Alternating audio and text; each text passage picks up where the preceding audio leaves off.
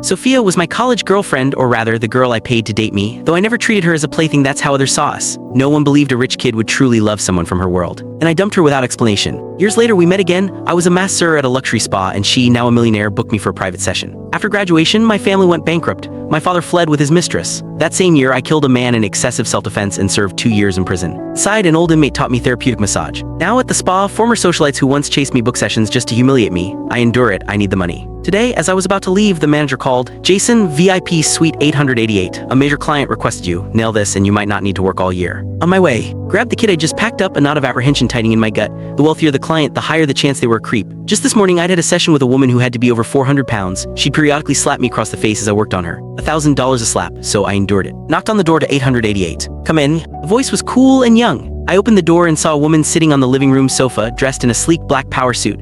Her long hair cascaded loosely over her shoulders, a touch of languor that created a striking contrast with the sharp, professional lines of her attire. Her face was breathtaking, more beautiful than I remembered from college. She'd been gorgeous then, but with a lingering innocence. Now she possessed the captivating allure of a woman in full bloom. It was her, Sophia, the girl I had kept in college. Then her world had fallen apart. Her father, a construction worker, had been seriously injured on a job site, but the contractor skipped town without paying a cent. Faced with suffocating medical bills, she considered dropping out of school. Her mother, however, insisted she stay, saying it would be a waste for the family's Bryce to quit. So her underachieving younger brother dropped out instead and got a job at a bar. One night, some thug's girlfriend looked at him a little too long, and the thug and his friends broke her brother's legs. The shock sent her mother into a spiral, and she was hospitalized with a severe illness. Suddenly, the weight of her entire family landed on Sophia's shoulders. It was a burden so heavy that a young college student saw only one way out: selling her body. The campus rumor mill painted me as a playboy with deep pockets. I had, in fact, tried to flirt with her once, but she turned me down. I left her alone after that. I was more talk than action, a smartass who liked to flirt but never pushed it. But then, she found me. In front of a crowd of people, she announced she would be my girlfriend on one condition: I had to lend her $500,000. I agreed to the loan, but told her she didn't have to be my girlfriend.